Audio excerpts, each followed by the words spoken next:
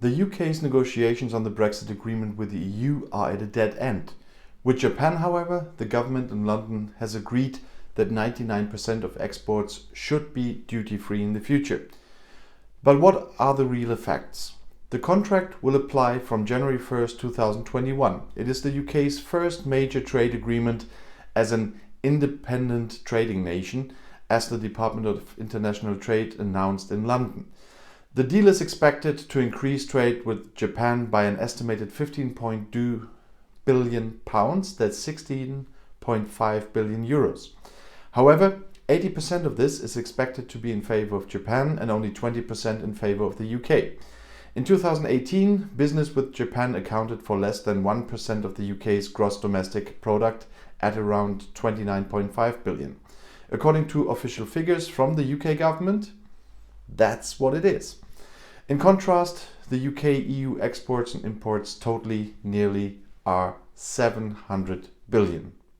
Trade with Japan is currently based on the EU Free Trade Agreement. But because Great Britain finally left the European Union and will leave the single market as well after a transition phase at the end of December, a separate treaty was necessary. The deal with Japan was seen as a comparatively easy exercise for the UK government, as it relied largely on the EU-Japan agreement. If we already have a completely finished agreement and only add a few additions there, it is of course no wonder if it goes quickly.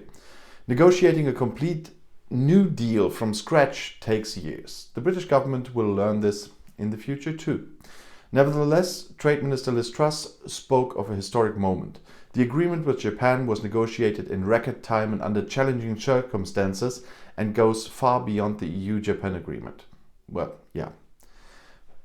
I talked about the fast thing, and far beyond is a bit of an exaggeration. Japanese Foreign Minister Toshimitsu Motegi also praised that the negotiations had only lasted 3 months. Japan has improved the conditions for the sale of Japanese products on the British market compared to the free trade agreement with the EU, especially for railway wagons and certain auto parts. The tariffs on production parts from Japan and on pork, beef and salmon from Great Britain are to be reduced.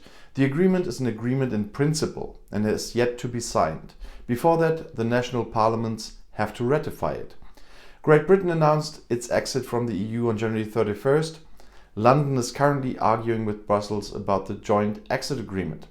The British government surprisingly announced this week that it would unilaterally change the Brexit treaty that was passed in January. Yeah, I'll talk about this in my next video. And if you want to know more about European politics, YouTube has chosen another of my videos right here for you in the end screen, right next to your chance to subscribe to my channel. And if you want to support my channel further, share my videos, or if you even want to go further, I just joined Patreon. If you want to support me there, the link is in the description. I'll see you in my next video. Click and enjoy. Viel Spaß!